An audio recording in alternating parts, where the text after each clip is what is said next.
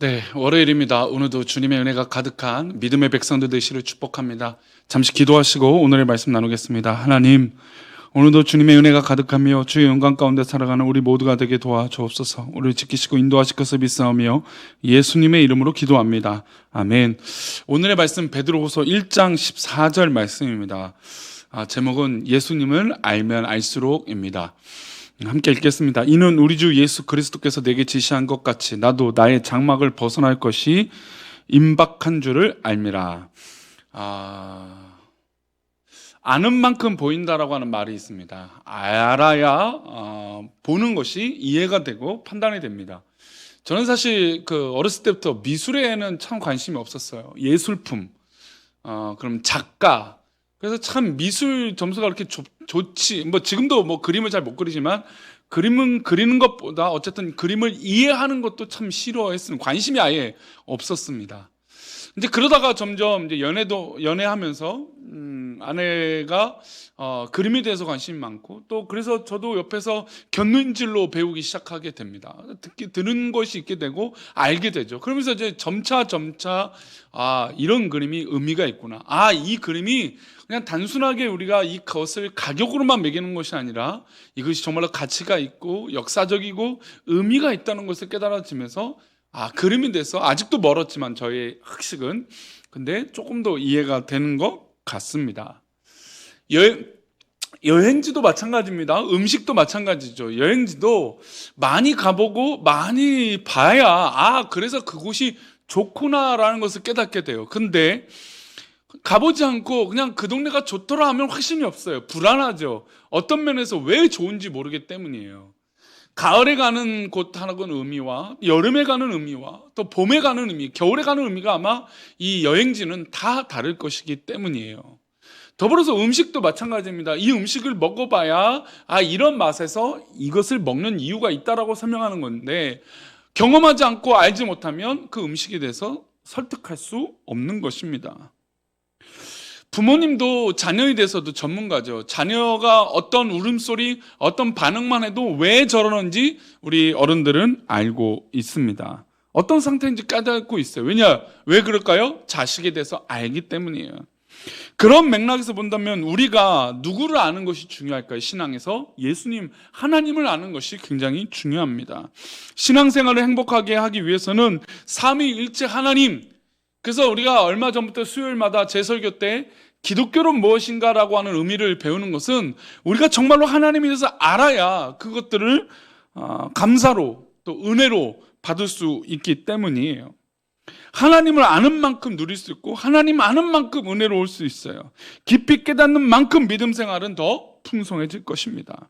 베드로가 같은 맥락의 말씀을 성도들에게 하고 있습니다. 14절과 15절 2절 말씀 보겠습니다. 이는 우리 주 예수 그리스도께서 내게 지시하신 것 같이 나도 나의 장막을 벗어날 것이 임박한 줄을 알미라. 내가 힘써 너희로 하여금 내가 떠난 후에라도 어느 때나 이런 것을 생각나게 하려 하노라. 아멘. 예수 그리스도께서 내게 지시하신 것 같이 나도 나의 장막은 육체예요. 그러니까 나의 육체를 벗어날 것이 임박한. 베드로가 이제 자신의 생이 얼마 남지 않은 것이죠. 그래서 이 생이 얼마 남지 않는 시대에 나의 후손들, 나의 후배들한테 주님을 알려주는 것, 깨닫게 해주는 것이 의미가 있다라는 것을 말하고 있는 것입니다. 예수 그리스도와 함께하면서 깨달았던 것을 너에게 일깨워주고 알려주는 것이 굉장히 중요하다. 알아야 은혜를 깨닫기 때문인 것이죠. 그래서 베드로는 그의 사명으로, 그런 사명감으로 지금 이 베드로후서를 접하고 있는 흩어진 유대인들에게 말하고 있는 것입니다. 베드로 사도는 충분히 예수님과 함께 사역했던 사람입니다. 3년 반 동안 예수님의 일거수일투족을 그 옆에서 바짝 붙어서 그 삶을 누렸던 사람이고 제자의 삶을 살았던 사람입니다. 사실 베드로만큼 예수님에 대해서 곁에서 잘 지켜본 사람도 없을 것이죠. 그래서 베드로가 가장 많이 예수님, 어떻게 보면 바울 사도보다도 더 많이 예수님에 대해서 직접적으로 본 사람이기 때문에 베드로의 가르침과 알려주고 일깨워주려고 하는 마음은 정말 더 분명한 것입니다. 왜요? 자기가 보았기 때문이에요. 본 것을 말한다는 건 그만큼 힘이 있는 것입니다. 그런 의미로 1절은 이렇게 말합니다. 예수 그리스도의 종이며 사도인 시몬 베드로는 자기 자신을 얘기하고 있죠. 우리 하나님과 구주 예수 그리스도의 의를 힘입어 동일하게 보배로운 믿음을 우리와 함께 받은 자들에게 편지한다.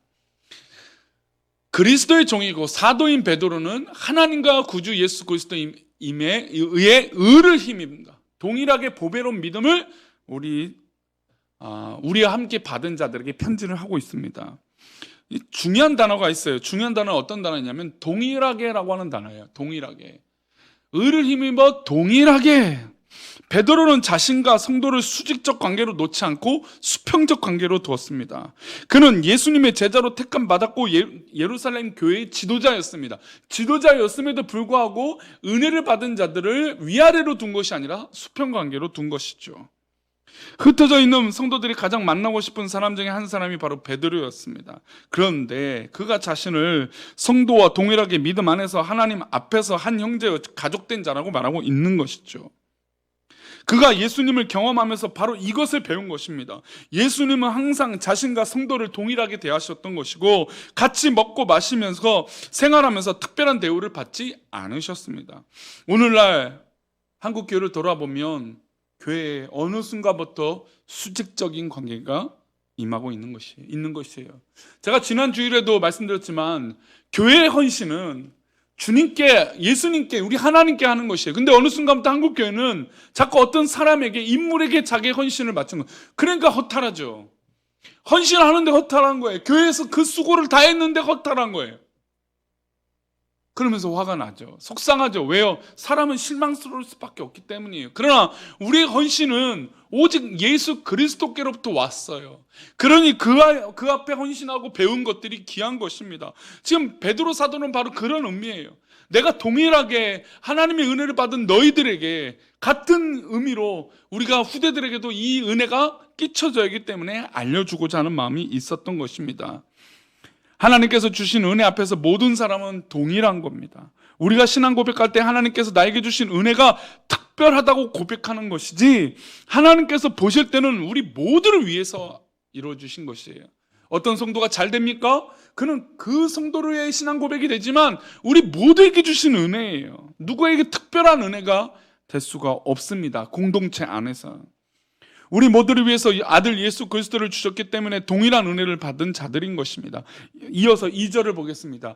하나님과 우리 주 예수를 알므로 은혜와 평강이 너에게 더욱 많을지어다. 지금 뭐를 더 알으라고 말하고 있습니까? 하나님과 우리 주 예수를 더 알아라라는 겁니다. 알면 은혜와 평강이 너에게 더욱 많게 된다는 것입니다. 사랑하는 우리 교회 성도님들, 주 예수를 알므로 은혜와 평강이 우리 성도들에게 넘치기를 축복합니다.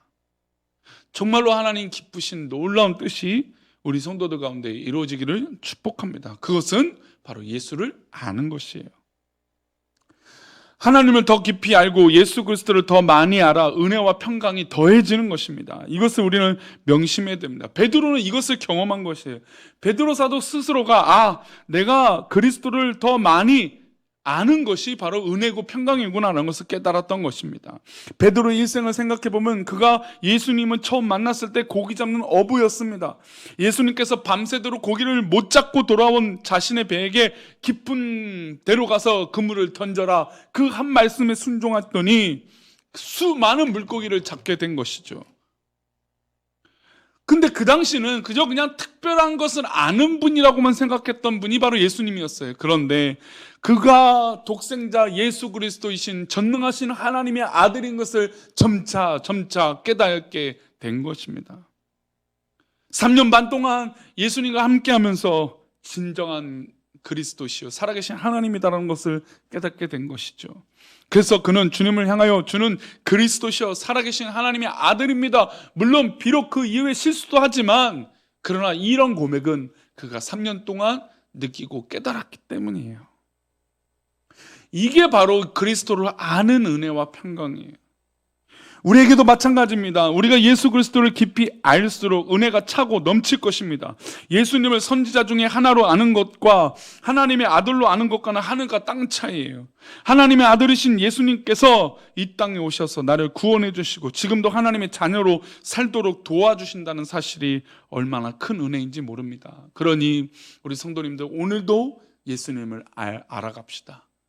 말씀을 통해서 하나님을 더 알아가고 주님을 더욱더 알아갑시다. 그래서 우리 삶 가운데 일어나는 모든 것이 주님의 은혜임을 고백하는 우리 모두가 되시기를 축복합니다. 오늘 하루도 하나님의 은혜 가운데 살아가시는 은혜 안에 있는 우리 모두가 되기를 축복합니다. 기도합니다. 하나님, 오늘도 주님의 은혜가 가득하며 주님을 알아가는 은혜가 넘치게 하여 주옵소서.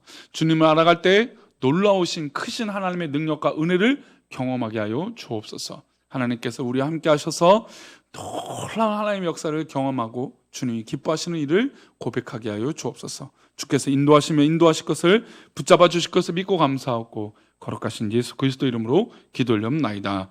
아멘.